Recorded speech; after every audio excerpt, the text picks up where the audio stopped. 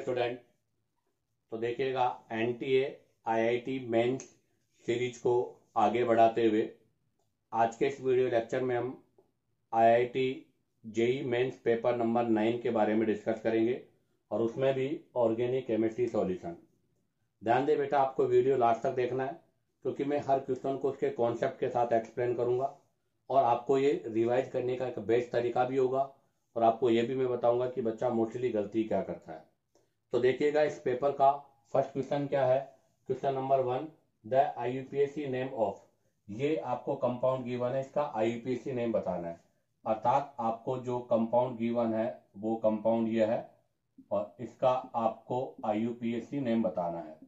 तो आप जरा देखो इसमें फंक्शनल ग्रुप कौन सा है, एल्कोहल। एल्कोहल फंक्शनल ग्रुप है तो कंफर्म है कि एल्कोहल जिस कार्बन पे लगा हुआ है उस कार्बन का चेन में होना कंपलसरी है। तो यहाँ पर इस कार्बन का चेन में होना कंपलसरी है। तो अब हम जो चेन का सिलेक्शन करेंगे उस चेन में ये वाला कार्बन भी चेन में आना चाहिए और आपका ये जो डबल बॉन्ड है ये भी चेन में आना चाहिए। तो यहाँ पर अगर लॉन्गेस्ट चेन की बात करें तो 1 2 3 4 5 6, अर्थात मैं इसको इस फॉर्म में लिख लेता हूँ CH2 CH3। तो 1 2 3 4 5 6 कार्बन का लॉन्गेस्ट कार्बन चेन है, बट आपका फंक्शनल ग्रुप जिस कार्बन से लगा हुआ है वो कार्बन चेन में नहीं आ रहा, इसलिए हम इस चेन का सिलेक्शन नहीं कर सकते। अगर हम इस चेन का सिलेक्शन नहीं कर सकते तो फिर हम अगर ये चेन लें 1 2 3 4 5 तो हम ये चेन भी ले सकते हैं, बट अगर हम ये चेन लेंगे तो इसमें आपका डबल बॉन्ड नहीं आएगा, इसलिए फिर ये चेन आपकी रॉन्ग हो जाएगी। क्योंकि सिलेक्शन में हम सबसे पहले फंक्शनल ग्रुप, फिर मल्टीपल बॉन्ड और उसके बाद में सब्स्टिट्यूएंट को प्रायोरिटी पे रखते हैं, इसलिए हम इसमें ये वाली चेन का भी सिलेक्शन नहीं कर सकते। तो इसमें जो चेन होगी वो आपकी सेलेक्ट होगी स्ट्रेट चेन। अब है नंबरिंग। नंबरिंग में बॉन्ड को प्रायोरिटी पे रखे हैं फंक्शनल ग्रुप को, तो पहले फंक्शनल ग्रुप को प्रायोरिटी पे रखा जाता है। तो ये नंबर 1 होगा, ये नंबर 2 होगा, ये नंबर 3 होगा, ये नंबर 4 होगा, ये नंबर 5 होगा और ये नंबर 6 होगा। अब आप देखो नंबर 3 पर इथाइल है, नंबर 4 पे मिथाइल है। अल्फाबेट में अगर हम बात करें तो पहले इथाइल को लिखा जाएगा तो इसका यूपीएसी नेम हो जाएगा 3 इथाइल। 4 पर एम ही है तो 4 के लिए मिथाइल, तो 3 इथाइल 4 मिथाइल। कितने कार्बन का चेन है टोटल 6, तो 6 कार्बन के लिए हेक्स। डबल बॉन्ड है कितने नंबर के कार्बन पर, 5 पर, तो 5 इन, और अल्कोहल है 2 पर तो 2 ऑल। ये इसका आईयूपीएसी नेम हो जाएगा। तो बताइएगा इसका कौन सा करेक्ट आईयूपीएसी नेम है। फर्स्ट में 3 इथाइल 4 मिथाइल हेक्स 5 इन 2 ऑल, तो इसका फर्स्ट आपका आईयूपीएसी नेम राइट है। सेकंड रॉन्ग है, 4 इथाइल नहीं, 3 मिथाइल नहीं, 4 मिथाइल 3 इथाइल, बट अल्फाबेट का ऑर्डर रॉन्ग है, इसलिए इसमें आएगा पहले 3 इथाइल 4 मिथाइल हेक्स 5 इन 2 ऑल। इसी के साथ आपका क्वेश्चन फर्स्ट कंप्लीट होता है। अब आप चाहो तो यहाँ से नेक्स्ट मतलब इसका स्क्रीनशॉट ले सकते हो। अब हम नेक्स्ट क्वेश्चन के बारे में डिस्कस करेंगे। तो देखिएगा next question number 6, among the following the molecule with the highest dipole moment. आपको ये जो कंपाउंड गिवन है इनका हाईएस्ट डाइपोल मोमेंट बताना है कि इनमें से किसका डाइपोल मोमेंट हाईएस्ट है। वैसे तो ये इनऑर्गेनिक का क्वेश्चन है, फिर भी हम इसको एक्सप्लेन करते हैं। फर्स्ट है CH3Cl मिथाइल क्लोराइड। आप देखिएगा अगर मैं इसका स्ट्रक्चर ड्रॉ करता हूं तो इसका स्ट्रक्चर ड्रॉ होगा इस तरह से। अब आप देखिएगा कार्बन और क्लोरीन में से क्लोरीन का EN मोर है तो इसका डायरेक्शन ऐसे होगा, कार्बन हाइड्रोजन में इसका ऐसे होगा, इसका ऐसे होगा और इसका ऐसे होगा। तो बताओ इसमें नेट रिजल्टेंट जो है सभी का वन डायरेक्शनल है, इसलिए इसका डाइपोल मोमेंट एक डायरेक्शन में आ रहा है। अब आता है नंबर 2 CH2Cl2। अगर हम बात करें CH2Cl2 की तो इसके अंदर स्ट्रक्चर होगा इस तरह से, ये स्ट्रक्चर है। अब आप देखो इसके अंदर आपका ये डायरेक्शन इस तरह से थोड़ा अपोजिट साइड में हो गया। अब आता है आपका CHCl3। अगर हम बात करें किसकी, CHCl3 की, तो CHCl3 में आपके पास इसका जो स्ट्रक्चर होगा वो इस तरह से होगा। तो इसमें डायरेक्शन कैसे होगा, ऐसे, इसमें डायरेक्शन कैसे होगा, ऐसे, इसमें डायरेक्शन कैसे होगा, ऐसे, और इसमें डायरेक्शन कैसे होगा, ऐसे। जहां पर सभी का जो नेट डायरेक्शन है वो वन डायरेक्शन में नहीं है। जबकि CCl4 जो है, CCl4 की अगर हम बात करें तो CCl4 तो आपका सिमेट्रिकल है, इसमें डायरेक्शन ऐसे हो जाएगा, इसमें डायरेक्शन ऐसे हो जाएगा, इसलिए इसका तो dipole moment mu equal to 0 हो गया। इसका मतलब आपका फोर्थ ऑप्शन तो नहीं होगा क्योंकि ये तो नॉन पोलर है। अब आपका बता है ए, बी और सी। तो आप जरा देखो, ए के अंदर सभी का जो नेट रिजल्टेंट है वो वन डायरेक्शनल है, इसलिए इसका डायपोल मोमेंट सबसे ज्यादा होगा। तो इसका आंसर होगा CH3Cl। अब आप चाहो तो यहाँ से इसका स्क्रीनशॉट ले सकते हो। अब हम यहाँ से नेक्स्ट क्वेश्चन के बारे में डिस्कस करेंगे। तो देखिएगा next question number 7, determine the number of stereo isomers in the given compound. आपको ये कंपाउंड गिवन है 1 ब्रोमो 2 क्लोरो साइक्लोहेक्सेन। आपको कंपाउंड गिवन है 1 ब्रोमो 2 क्लोरो साइक्लोहेक्सेन। इसमें बताना है कितने इसके स्टीरियो आइसोमर्स होंगे। तो जरा देखिएगा, आपके पास जो कंपाउंड गिवन है इसको डायरेक्ट अगर हम चाहें तो इसमें नंबर ऑफ स्टीरियोजेनिक सेंटर आप आइडेंटिफाई करेंगे। तो इसमें नंबर ऑफ स्टीरियोजेनिक सेंटर 2 है, तो n की इक्वल टू 2। और कोई भी इसमें प्लेन ऑफ सिमेट्री वाला पोर्शन नहीं है, अर्थात ये सिमेट्रिकल नहीं है। अगर ये सिमेट्रिकल नहीं है तो यहाँ पर 2 की पावर n अर्थात 2 की पावर 2 इक्वल टू 4 आइसोमर्स का फॉर्मेशन होगा। तो इस क्वेश्चन का आंसर होगा 4। अब हम इसको पूरा एक्सप्लेन करते हैं। तो देखिएगा, सबसे फर्स्ट हम अगर यहाँ से इसका डिस्कस करते हैं तो यहाँ पर GI, साइक्लो कंपाउंड में GI होती है, बट साइक्लो कंपाउंड में GI के लिए at least 2 carbon sp3 with di substituted both substituent different. अर्थात GI साइक्लो एल्केन में GI के लिए एट लीस्ट 2 कार्बन sp3 होने चाहिए और वो भी डाई सब्स्टिट्यूटेड और उस पर लगे हुए बोथ ग्रुप डिफरेंट हो। तो जरा आप देखिएगा, यहाँ पर क्लोरीन और हाइड्रोजन है, यहाँ पर भी ब्रोमीन हाइड्रोजन है, इसमें ये 2 sp3 है और इस पर लगे हुए दोनों ग्रुप डिफरेंट है। इसका मतलब यहाँ पर GI हो रही है। अब आप बताओ, अगर यहाँ पर GI हो रही है तो इसके कितने आइसोमर्स हो जाएंगे? 2, एक सिस और एक ट्रांस। तो यहाँ से मैं इसके 2 आइसोमर्स बना रहा हूँ, तो एक सिस और एक ट्रांस। तो मैंने क्या किया, आपके क्लोरीन और ब्रोमीन दोनों को एक ही प्लेन पे लिया है। तो यहाँ पर हाइड्रोजन किस पर आ जाएगा? डैश डैश पर, और यहाँ पर भी हाइड्रोजन किस पर आ जाएगा? डैश पर। इस फॉर्म को हम क्या बोलेंगे? सिस। और अब इसका हम कौन सी फॉर्म बनाएंगे बेटा? ट्रांसफॉर्म। तो लो, इसका मैं अब ये ट्रांसफॉर्म बना देता हूँ, क्लोरीन हाइड्रोजन, और अब की बार हमने डैश पर ब्रोमीन और वेद पर हाइड्रोजन को लेते हैं। ये इसका ट्रांसफॉर्म हो गया। तो ये इसका सिस और ट्रांस, अर्थात इसमें 2 ज्योमेट्रिकल आइसोमर्स हैं। अब आप देखो, अगर इसमें ज्योमेट्रिकल आइसोमर्स है तो इसके साथ साथ इसमें ऑप्टिकल आइसोमेरिज्म भी हो रहा है, क्योंकि ऑप्टिकल आइसोमेरिज्म के लिए at least craze centre, 1 craze centre होना चाहिए। तो आप जरा देखिएगा, ये भी क्रेज सेंटर है और ये भी क्रेज सेंटर है, इसमें 2 क्रेज सेंटर है। और अगर 2 क्रेज सेंटर है तो आप देखो इसमें प्लेन ऑफ सिमेट्री है या नहीं। तो इसके अंदर यहाँ से कोई भी प्लेन ऑफ सिमेट्री नहीं है, अर्थात इसमें पोस नहीं है। अगर इसमें पोस नहीं है तो आपको पता है इसका मिरर इमेज पॉसिबल होगा, अर्थात यहाँ से इसका मिरर इमेज बनेगा, और मिरर इमेज बनेगा तो इसके 2 आइसोमर्स हो जाएंगे, एक D और एक L। तो इसका मतलब इसके कितने आइसोमर्स हो गए? 2D और L। ऐसे आप देखिएगा, इसके अंदर भी ये भी क्रेज सेंटर है, ये भी क्रेज सेंटर है, और इसके अंदर भी प्लेन ऑफ सिमेट्री नहीं है। अगर प्लेन ऑफ सिमेट्री नहीं है तो आपको पता है इसका भी मिरर इमेज बनेगा और वो नॉन सुपर इम्पोजिबल होगा, तो इसकी भी 2 फॉर्म होगी, एक D और एक L। तो बेटा इसकी भी कितनी फॉर्म होगी? 2 D और L। इसकी भी कितनी फॉर्म होगी? 2 D और L। तो बताओ टोटल कितने आइसोमर्स हो गए? 1 2 3 4। तो इसके टोटल 4 आइसोमर्स का फॉर्मेशन होगा। कैसे होगा? डायरेक्ट अगर मैं एक्सप्लेन करूं तो ऐसे हो जाएगा, सिस के साथ में D, सिस के साथ में L, ट्रांस के साथ में D और ट्रांस के साथ में L। इस प्रकार से टोटल 4 आइसोमर्स का फॉर्मेशन होगा। तो इस क्वेश्चन का आंसर क्या होगा? B4। अब आप चाहो तो यहां से इसका स्क्रीनशॉट ले सकते हो। अब हम यहां से नेक्स्ट क्वेश्चन के बारे में डिस्कस करेंगे।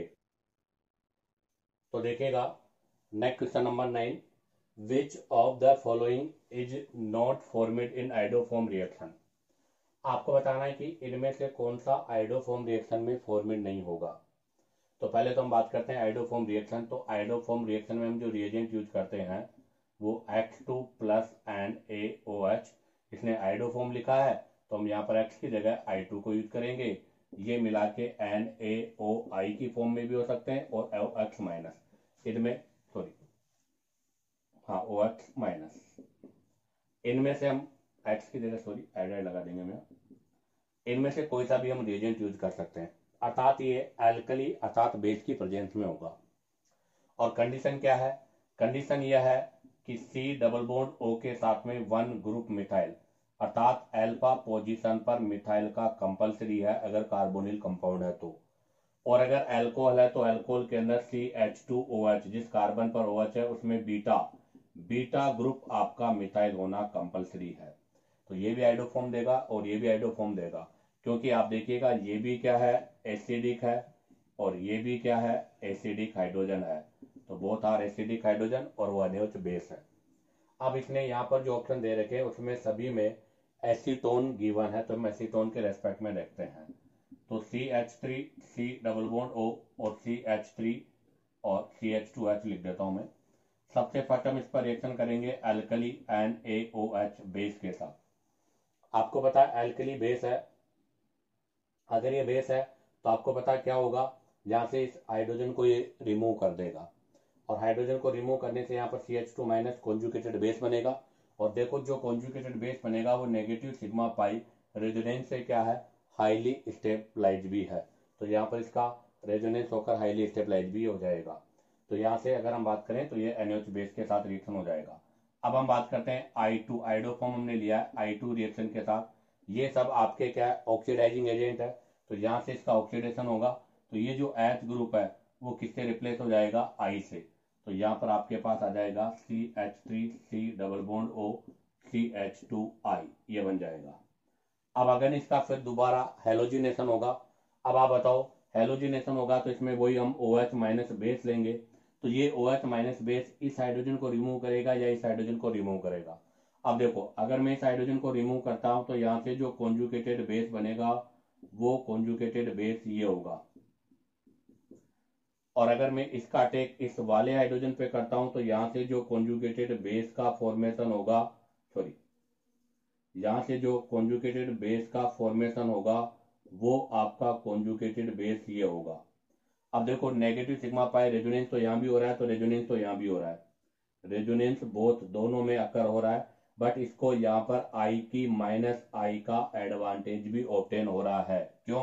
क्योंकि इन केस ऑफ हेलोजन, क्योंकि in case of halogen, halogen के केस में इनका minus I is more dominant than plus M, इनका माइनस I मोर डोमिनेंट होता है, तो यहाँ पर इसको इसका माइनस I मिल रहा है, तो ये आपका मोर स्टेबल कॉन्जुगेटेड बेस होगा, तो इसका मतलब ये मोर फॉर्मिड भी होगा, तो इसका मतलब आपका जो सेकेंड अल्फा हाइड्रोजन है वो ये वाला रिमूव होगा, ये वाला रिमूव नहीं होगा।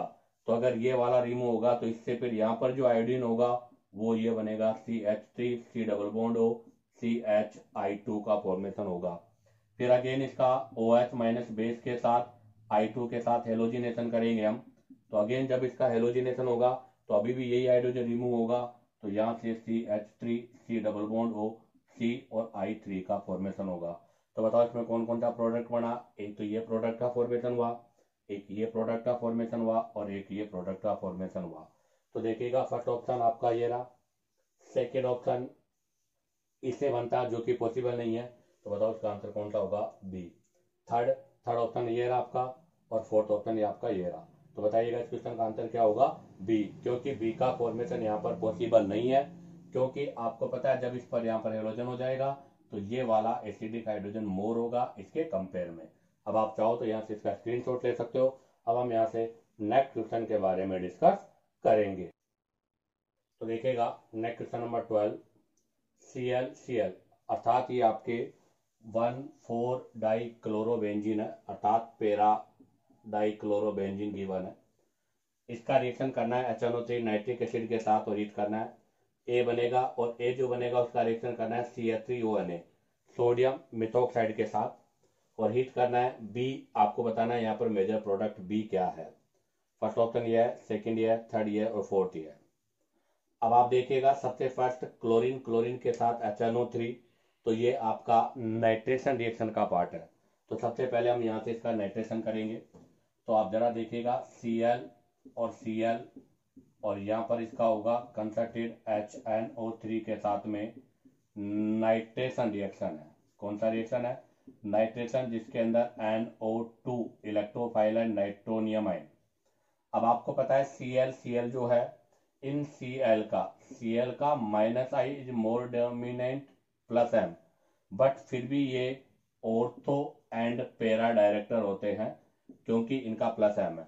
प्लस M की वजह से ये रिंग में इलेक्ट्रॉन डेंसिटी बढ़ाते हैं, और इलेक्ट्रॉन डेंसिटी बढ़ाने की वजह से ऑर्थो और पैरा पोजीशन पर जो है वो इलेक्ट्रॉन डेंसिटी बढ़ती है, इसलिए इसको हम ऑर्थो पैरा डायरेक्टर बोलते हैं। बट माइनस आई होने की वजह से ये एक्टिवेटर्स नहीं, डीएक्टिवेटर्स होते हैं। तो यहाँ से NO2 इसके ऑर्थो पोजीशन पर, तो इसके रेस्पेक्ट में ऑर्थो यह है, इसके रेस्पेक्ट में ऑर्थो यह है, इसके रेस्पेक्ट में ऑर्थो यह है, इसके रेस्पेक्ट में ऑर्थो यह है। किसी एक के रेस्पेक्ट में हम ऑर्थो पोजीशन पर Cl और NO2 ग्रुप को ऐड कर देंगे। तो यहाँ से जो प्रोडक्ट बनेगा वो प्रोडक्ट आपके पास जैसे ये बन गया, ये मैंने यहाँ पर NO2 लगा दिया और ये Cl हो गया और ये बन गया। अब आप जरा देखो, इसका रिएक्शन करना है CH3ONA के साथ, ये आपके पास ए प्रोडक्ट है। अब इसका रिएक्शन करूंगा मैं CH3ONA के साथ। आपको पता है यहाँ पर CH3ONA न्यूक्लियोफाइल है। क्या है? न्यूक्लियोफाइल। तो यहाँ से aromatic SN2 nucleophilic substitution reaction होगा। अब आपको पता है halo alkenes and halo arenes are the not so NSR, halo alkenes और हेलो एरिन्स में NSR नहीं होता। फिर भी अगर हमने NSR करते हैं तो उसके लिए डेस्टी कंडीशन यूज होती है, या फिर हम ऐसे कह सकते हैं कि if electron withdrawal group present at ortho and para position, अगर electron withdrawal group ortho para position पर होता है तो ऐसी कंडीशन पर वहां पर क्या हो जाता है? एरोमेटिक SN2 रिएक्शन हो जाता है। तो जरा आप देखो, ये भी Cl है, ये भी Cl है, इस Cl का इसके रेस्पेक्ट में यहाँ पर ऑर्थो पोजीशन पर है, तो इसका माइनस M इफेक्ट यहाँ पर ऑब्जर्व हो रहा है, और इसके रेस्पेक्ट में ये इसके मेटा पोजीशन पर है, इसलिए इसका माइनस आई ऑब्जर्व हो रहा है। और हमें पता है कि minus M is greater than minus I, minus M minus I के कंपेयर में मोर होता है, इसलिए ये मोर डोमिनेंट है। तो यहाँ पर न्यूक्लियोफिलिक सब्स्टिट्यूशन रिएक्शन होगा, तो इसमें यहाँ पर जो Cl ग्रुप है वो आपके CH3O ग्रुप के द्वारा रिप्लेस हो जाएगा। तो यहाँ पर आपके पास जो प्रोडक्ट का फॉर्मेशन होगा वो प्रोडक्ट ये होगा। क्या होता है इसके अंदर? ऐसा क्यों होता है तो मैं बता दूं, क्योंकि इसके अंदर इंटरमीडिएट कार्ब एनाइन का फॉर्मेशन होता है, और बनने वाला जो इंटरमीडिएट कार्ब एनाइन है वो इलेक्ट्रॉन विड्रॉल ग्रुप से स्टेबलाइज हो जाएगा। तो यहाँ पर आपका जो बी मेजर प्रोडक्ट होगा वो बी मेजर प्रोडक्ट ये है। तो देखिएगा इसका कौन सा आंसर राइट है। तो बेटा इसका फर्स्ट आंसर आपका राइट है। इसी के साथ आपका क्वेश्चन नंबर 12 कंप्लीट होता है। अब आप चाहो तो यहाँ से इसका स्क्रीनशॉट ले सकते हो। अब हम यहाँ से नेक्स्ट क्वेश्चन के बारे में डिस्कस करेंगे। तो देखिएगा next question number 13, what is the correct increasing order of bond length of bond indicated as first, second, third and fourth in the following compound. ये आपको कंपाउंड गिवन है जिसमें 1 2 3 4 है। इनमें आपको बताना है करेक्ट बॉन्ड लेंथ का ऑर्डर क्या होगा। तो हमें पता है कि बॉन्ड लेंथ के लिए अगर हम बात करें तो bond length is indirectly proportional percentage s character, percentage s character के इनडायरेक्टली प्रोपोर्शनल होती है। और सबसे ज्यादा बॉन्ड लेंथ होती है सिंगल की, उसके बाद में होती है डबल की, और सबसे कम होती है ट्रिपल बॉन्ड की। अर्थात ट्रिपल बॉन्ड की बॉन्ड लेंथ सबसे लीस्ट होती है, डबल बॉन्ड की इससे ज्यादा होती है, और सिंगल बॉन्ड की सबसे ज्यादा होती है। अब आप जरा देखिएगा, नंबर 4 जो है वो ट्रिपल बॉन्ड है, इसलिए इसकी बॉन्ड लेंथ सबसे लीस्ट होगी। तो ये तो सबसे least bond angle bond length है। फर्स्ट वाले में आपके पास डबल बॉन्ड है, अगर ये डबल बॉन्ड है तो इसका मतलब इसकी बॉन्ड लेंथ इसके बाद में होगी, तो ये इसके बाद में डबल बॉन्ड होगी। अब आप देखो, सेकंड भी 1 डिग्री है और थर्ड भी 1 डिग्री है, इन दोनों में डिसाइड करना है किसकी बॉन्ड लेंथ ज्यादा है। बट आप जरा देखिएगा, C double bond C H H और एच, ये वाला आपका जो बॉन्ड है ये फर्स्ट वाला है, और ये वाला बॉन्ड आपका सेकंड है। बट आप देखिएगा यहाँ पर हाइपर कॉन्जुगेशन हो रहा है। क्या हो रहा है? यहाँ पर हाइपर कॉन्जुगेशन हो रहा है, और हाइपर कॉन्जुगेशन की वजह से यहाँ पर क्या हो रहा है? पार्शियली डबल बॉन्ड कैरेक्टर आ रहा है। यहाँ पर पार्शियली डबल बॉन्ड कैरेक्टर आ रहा है, और अगर यहाँ पर पार्शियली डबल बॉन्ड कैरेक्टर होगा तो इसकी बॉन्ड लेंथ क्या होगी? डिक्रीज होगी। कहने का मतलब यह है कि इसके अंदर जो है सिंगल बॉन्ड कैरेक्टर नहीं है, डबल बॉन्ड कैरेक्टर है, और डबल बॉन्ड कैरेक्टर होने की वजह से इसकी बॉन्ड लेंथ क्या हो जाएगी? डिक्रीज हो जाएगी। तो बताओ यहाँ पर बॉन्ड लेंथ का ऑर्डर क्या होगा? तो सबसे लीस्ट वाली ये हो गई, और सबसे जो लार्जर है वो कौन सी हो गई? थर्ड वाली हो गई। तो इसका मतलब थर्ड तो सबसे लार्जर हो गई, और फोर्थ वाली सबसे लीस्ट हो गई। अब डिसाइड करना है फर्स्ट और सेकंड में। आप देखो फर्स्ट के अंदर 100% डबल बॉन्ड है, यहाँ पर तो 100% डबल बॉन्ड है, जबकि सेकंड वाले के अंदर पार्शियली डबल बॉन्ड है। तो इसका मतलब इसकी बॉन्ड लेंथ लेस होगी, इसकी बॉन्ड लेंथ मोर होगी। तो फोर्थ के बाद में आएगा फर्स्ट, और फर्स्ट के बाद में आएगा सेकंड। तो इस क्वेश्चन का आंसर होगा fourth greater than first greater than second greater than third. तो बताइएगा कौन सा आंसर राइट है? फर्स्ट आंसर आपका रॉन्ग है, सेकंड में फर्स्ट की रॉन्ग ग्रेटर का रखिए रॉन्ग है, ये भी आपका रॉन्ग है, इसमें डी आंसर आपका राइट है। अब आप चाहो तो यहाँ से इसका स्क्रीनशॉट ले सकते हो। अब हम यहाँ से नेक्स्ट क्वेश्चन के बारे में डिस्कस करेंगे। तो देखिएगा next question number 14, identify the correct decreasing order of acid stand for the following compounds HClO, HBrO, HIO। अर्थात ये आपके हाइपोहेलस एसिड है, और इनके आपको एसिडिक स्ट्रेंथ के बारे में बताना है। तो वैसे तो ये आपके इनऑर्गेनिक अर्थात फिजिकल में आता है, आयनिक इक्विलिब्रियम में। फिर भी अगर हम इसके बारे में डिस्कस करें तो ये जो आपके एसिड्स हैं, हेलो एसिड्स, इनकी जो एसिडिक स्ट्रेंथ है depend of EN is directly proportional to acidic nature. जिसका EN मोर होगा उसका एसिडिक स्ट्रेंथ भी मोर होगा। अब आप देखो इसके अंदर क्लोरीन है, तो क्लोरीन, ब्रोमीन, आयोडीन। फ्लोरीन के तो ऑक्सी एसिड्स का फॉर्मेशन होता नहीं है, क्लोरीन, ब्रोमीन, आयोडीन इनके ऑक्सी एसिड्स का फॉर्मेशन होता है। उसमें से डाउन द ग्रुप जाने पर EN की वैल्यू डिक्रीज होती है, तो ऐसी कंडीशन पर एसिडिक स्ट्रेंथ भी क्या होगी? डिक्रीज होगी। तो बताइएगा इसमें सबसे हाईली एसिडिक कौन सा होगा? HClO। उसके बाद में कौन सा होगा? HBrO, और उसके बाद में कौन सा होगा? HIO। तो बताइएगा इसका आंसर कौन सा होगा? फर्स्ट आंसर आपका राइट है। अब देखिएगा इसी पेपर का question number 18, an amino acid having isoelectric point below 7। ये अमीनो एसिड अर्थात बायोमोलिक्यूल से है, और आइसो इलेक्ट्रिक पॉइंट बता रहा है, अर्थात एक ऐसा पॉइंट जहां पर कोई भी माइग्रेशन नहीं होगा। बट क्या कह रहा है वो? When kept in alkaline medium, इसको हमने एल्कलाइन मीडियम में रख दिया। अर्थात आपके पास जो भी अमीनो एसिड का मतलब आइसो इलेक्ट्रिक पॉइंट था, इसको हमने कौन से मीडियम में रखा है? एल्केलाइन मीडियम में रखा है। अब आपको पता है जैसे इसको हम एल्केलाइन मीडियम में रखेंगे तो ये अमीनो एसिड इसको क्या करेगा? प्रोटॉन डोनेट करेगा। तो यहां से ये क्या करेगा? प्रोटॉन डोनेट करेगा। अब बताओ अगर ये प्रोटॉन डोनेट करेगा तो प्रोटॉन डोनेट करते ही अमीनो एसिड से किसका फॉर्मेशन हो जाएगा? कॉन्जुगेटेड बेस, अर्थात एक नेगेटिव आयन का फॉर्मेशन हो जाएगा। अब बताओ नेगेटिव आयन को पर जब हम इलेक्ट्रिकल फील्ड अप्लाई करेंगे तो इसका माइग्रेशन कहाँ पर होगा? तो आपको पता है नेगेटिव का माइग्रेशन होगा पॉजिटिव की ओर, और पॉजिटिव को क्या बोला जाता है? एनोड। इसका मतलब आपके पास यहाँ से जो आपका ज्वेटर आयन है वो एनोड की ओर माइग्रेट होगा। तो बताइएगा इस क्वेश्चन का आंसर क्या होगा? B, anode. अब आप चाहो तो यहाँ से इसका स्क्रीनशॉट ले सकते हो। अब हम यहाँ से नेक्स्ट क्वेश्चन के बारे में डिस्कस करेंगे। तो देखेगा next question number 25, how many of the following compounds will form acetic acid on reaction with acidic KMnO4। आपको बताना है कि एसिडिक KMnO4 के साथ रिएक्शन करने पर इनमें से कौन सा कंपाउंड एसिटिक एसिड का फॉर्मेशन करता है। ये आपके इंटीजर का है तो आपको ऑप्शन गिवन नहीं होंगे। तो देखो फर्स्ट दे रखा है प्रोप 1 इन। तो देखो मैं इसको एक एक एक्सप्लेन करता हूँ। तो हम यहाँ से फर्स्ट ऑप्शन आपका फर्स्ट कंपाउंड ले रहे हैं प्रोप 1 अर्थात प्रोपीन। हमने प्रोपीन लिया है और प्रोपीन का रिएक्शन हम करेंगे एसिडिक KMnO4 अर्थात KMnO4H के साथ। ऑक्सीडाइजिंग एजेंट है, स्ट्रॉन्ग ऑक्सीडाइजिंग एजेंट है। तो यहाँ से इसका ऑक्सीडेशन करेगा तो पहले अल्कोहल में कन्वर्ट करेगा, तो यहाँ पर OH लग जाएगा।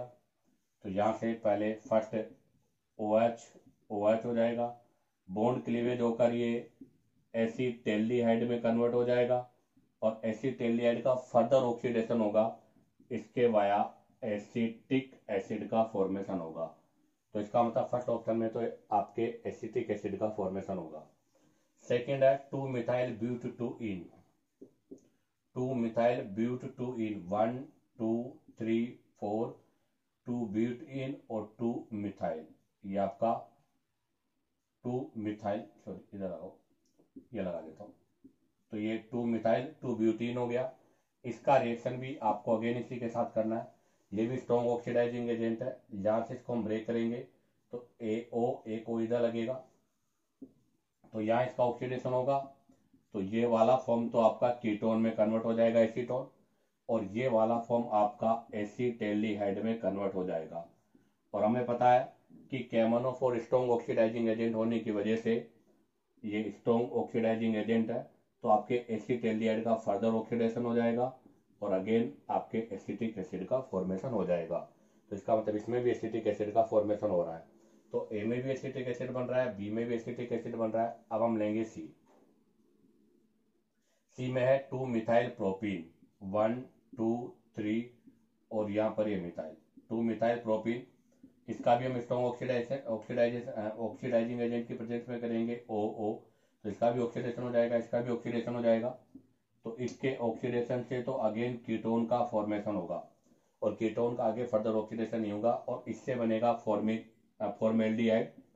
और हमें पता है फॉर्मेल्डिहाइड का फर्दर ऑक्सीडेशन होगा जिसके वाया बनेगा फॉर्मिक एसिड। फॉर्मिक एसिड का फर्दर ऑक्सीडेशन होता है KMnO4 की प्रेजेंस में और CO2 प्लस वाटर का फॉर्मेशन हो जाता है। तो इसका मतलब इसके अंदर एसिटिक एसिड का फॉर्मेशन पॉसिबल नहीं है। अब हम लेंगे यहाँ से नंबर 4 ब्यूटेटूइन। तो हमने लिया डी ब्यूटेटूइन, ये ब्यूटेटूइन है। इसका हम स्ट्रॉन्ग ऑक्सीडाइजिंग एजेंट की प्रेजेंस में ऑक्सीडेशन करेंगे तो यहाँ पर भी हो जाएगा, यहाँ पर भी हो जाएगा। तो इसका मतलब यहाँ से 2 मोल एसिटिक एसिड का फॉर्मेशन होगा और जो एसिटिक एसिड होगा उसका फर्दर ऑक्सीडेशन होगा और 2 मोल एसिटिक एसिड का फॉर्मेशन हो जाएगा। तो पहले एसिटेल्डिहाइड बनेगा, उसके बाद एसिटिक एसिड का फॉर्मेशन हो जाएगा क्योंकि KMnO4 स्ट्रॉन्ग ऑक्सीडाइजिंग एजेंट है। तो यहाँ पर भी आपके एसिटिक एसिड का फॉर्मेशन हो रहा है। अब हम लेंगे साइक्लोहेक्सिन। तो आप जरा देखिएगा, ये हमने साइक्लोहेक्सिन लिया है। इसका हम रिएक्शन करेंगे KMnO की प्रेजेंस में, तो यहाँ से ये रिएक्शन होगा तो यहाँ पर भी और यहाँ पर भी। तो जब ये चेन ब्रेक होगी तो 1 2 3 4 5 6 कार्बन का चेन होगा। तो इधर भी आपके पास क्या होगा, एल्डिहाइड, बीच में CH2 4 और C double bond OH aldehyde का फॉर्मेशन होगा। फर्दर इसका ऑक्सीडेशन हो जाएगा तो यहाँ पर HOC double bond O CH2 C double bond OH acid का फॉर्मेशन होगा और ये आपके एडिपिक एसिड का फॉर्मेशन हो जाएगा।